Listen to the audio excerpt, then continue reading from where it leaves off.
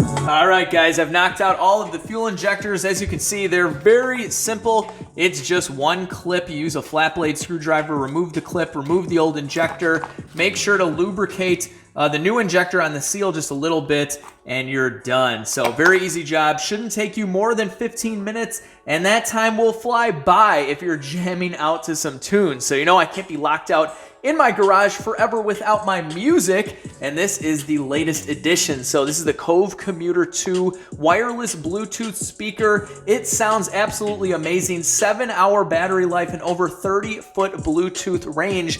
And my favorite part, it splits into 2, and this offers full stereo, so you can put these speakers at opposite ends of the garage. It sounds really cool, and they give you a dual charger, so you can charge these up at the same time. And what you guys heard was the actual sound that's coming out of these right now. Very, very bassy. They sound so good for being so small and portable. And the best part is, I'll leave you guys a link down below that'll get you about 60% off, or you can just go to coveaudio.com/legit60. So let's get this rail back in the car, and then we are moving on to something else you guys can do at home and save a ton of money, which is the power steering reservoir. There's a little filter in there that you can't replace by itself, so you replace the whole reservoir. Maybe a half-hour job. I'll show you. It's really cool. But take a look at all these parts. These are all the engine parts except for the camshaft for the Caprice. We also have headers for the Caprice, and then a whole slew of other AMG parts. You can use any kind of silicone lubricant on these fuel injector O-rings, but it is very important that you do this so that these seal properly into the bore of the intake manifold. And then to clean out those little holes where the injectors lay in, all I do, spray a little brake cleaner on a rag, and then we're just gonna go one by one, and then just simply clean out any of the dirt and debris that's inside of the bore. And when you're done, it should look something like that. Be gentle when you're putting the rail back in. Take your time, make sure that they're all in the holes before you start pressing the seals down, and you'll be fine.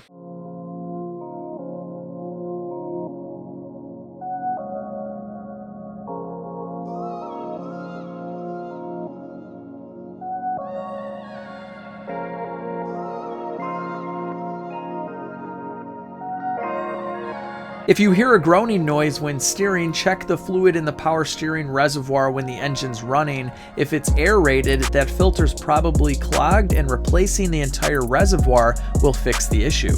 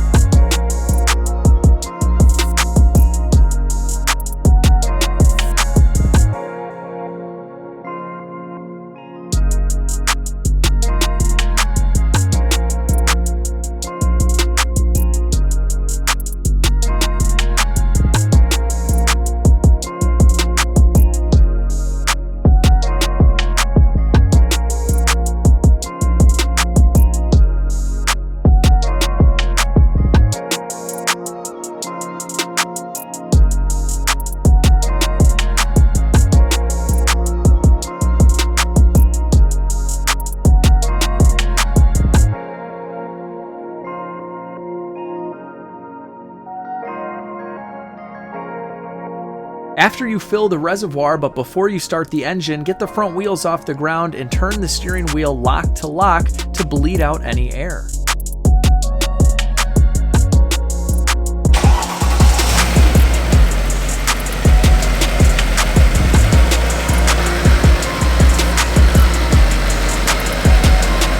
All right, next is something else you guys can all do at home. Save yourself hundreds and hundreds of dollars, which is basically the theme of most of these videos, and that is the sway bar links and bushings. So if you remember from the first video, the R63 sounded like this.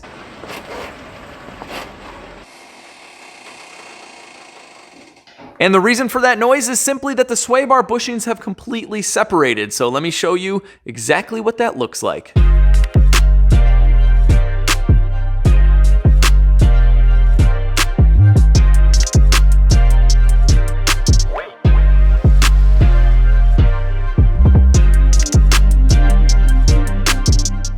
So these two clams used to be part of this whole situation here. So these broke off just due to age and wear.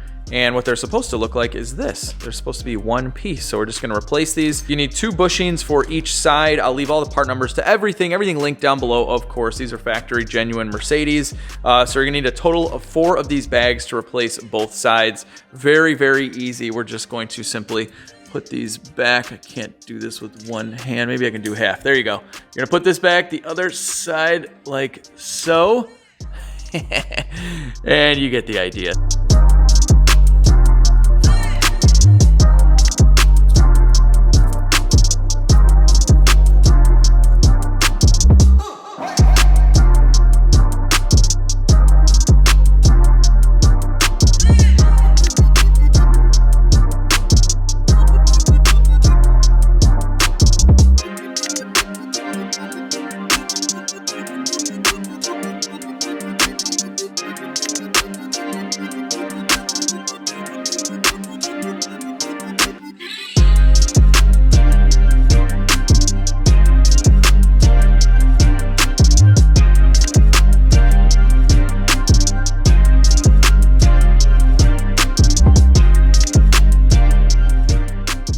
Do as I say, not as I do. You saw me start these bolts and tighten them with the gun. That is technically not proper, but with some experience, you can do it. It makes things much, much quicker as long as you know the bolts are going to go in totally straight. So putting this cap on is actually kind of a bear because the bushing is much larger than the old worn down smushed bushing. So it's going to look impossible for these bolts to reach the threads. A better, more proper way to do this is to use some big channel locks and just kind of tighten this up a little bit first so that it kind of smushes this cap in. You can do that as well. Get a second set of hands on here to push this for you. Whatever you got to do to get these bolts in straight. So use Loctite on these bolts, use them on these nuts, and put these new bushings on totally loose. That way you can line both sides up perfectly. After this is tight, you can tighten these up and the job is done. Upon second inspection of the front sway bar links, I'm going to leave them alone. They're factory Mercedes links and they've been replaced. And I had both of the joints loose and there is no play in them whatsoever. So I'll send Noah, the owner of the R-Class, home with some fresh links for when those inevitably do fail again in the future. And let's move on to something that will also inevitably fail on pretty much any car that has them, and that is the rubber flex disc. So you'll see cracks that develop around the bolts. Eventually this will separate quite a bit. You could start hearing like a knocking noise and looseness in the drivetrain. These aren't horrible. It's hard to tell, but there are some minor cracks starting to form. But because Noah is going to be putting the R63 to the ultimate test of blasting this in a desert to some insane speeds, I want to get a fresh disc in here and make sure that it's rock solid. So let's just do it.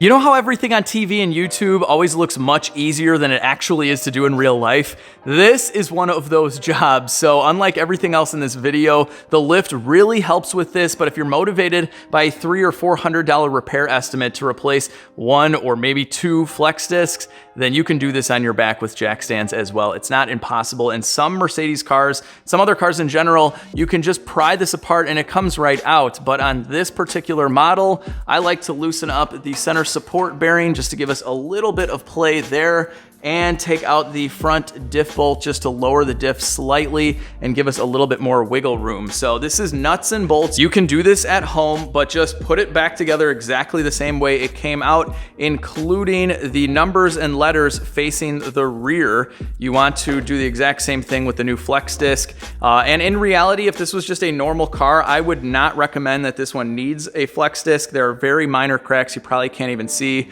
So if someone quotes you for a new one and you have minor cracking like this and you're not pushing your car to the limits, maybe it's a non-AMG, you can definitely wait on this. So you want to make sure you get new bolts and hardware. I Loctite these as well, and everything is going back together the same way it came apart. And then we're strapping these on the wagon. Woohoo! Suspension's fixed.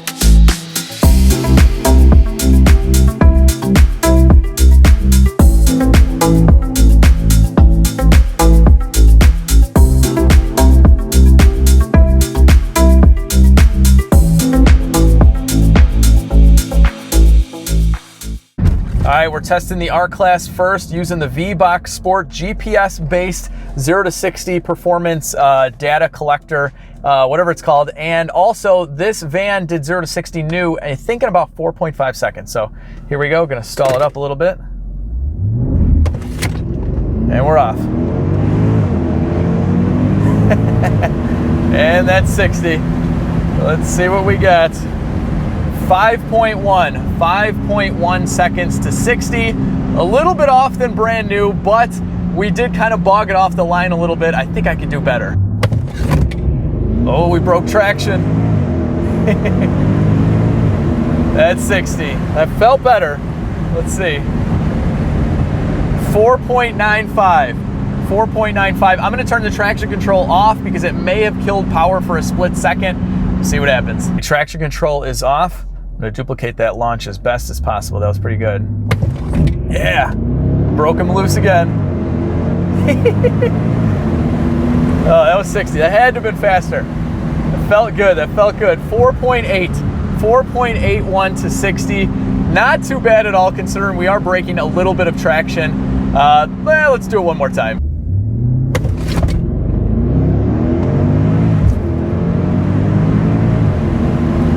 All right, let's see what we got. 4.78. It gets better every single time. I think we're good. That's 4 runs to 60. Let's test out the E55. Okay, my E55 sedan on a prepped track with the same 275/40/17 Mickey Thompson drag radials and a few more mods than the wagon did 0 to 60 in 3.6 seconds. But again, that was a prepped track. We do have some good boost weather going on. It's 55 degrees out, but that's not necessarily going to be good for traction on a rear-wheel drive car. But anyway, enough with the excuses. Let's see what this guy can do with just the traction control off. We may need to put it into dyno mode. Not bad. Hooked up really nice. That's 60. Wow, that was pretty cool. Let's see what we got. 4.4. 4.4 seconds to 60. I mean, we definitely still spun. I believe a totally bone stock E55 sedan. I'm not sure what the wagon did. I think the wagon was actually a little bit quicker to 60 because of the weight transfer.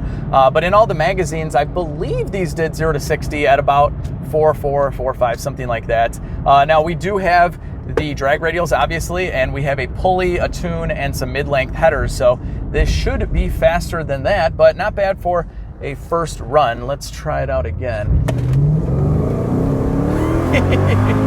This thing is fast. Oh, that's 60. All right, let's see. Wow, guys, we dipped into the threes. 3.94 to 60 on the wagon. It was just a much better launch, and I gotta say, I didn't do any kind of burnout at all. These drag radials are still pretty cold. I just drove it 2 miles to where I'm doing this, and 3.9 to 60. All right, hang on, one more launch. Does this thing really just dead hook?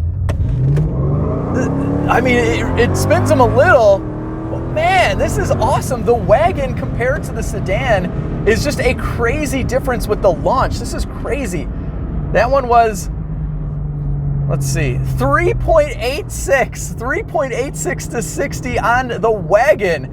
So all the magazines were definitely correct. The wagons do go to 60 a lot quicker. Granted, I have a drag radial, I know, but on the E55 sedan, we were at the track with more mods, and it did 3.6 to 60. So this is a blast. I gotta say, the wagon is a ton of fun, a little bit more fun than the sedan right now just because of its traction off the line. But we're gonna find out if we can change that. I have some more mods for the wagon, long tube headers. We might add a little bit more boost, and we'll see what happens with this, see if we can dip deep into the 11s with a station wagon. That would be amazing. So anyway, as always, if you enjoyed this video, hit the thumbs up button, share the video with your friends, subscribe to the channel, and most importantly, have an awesome day. I'll catch all of you in the next video.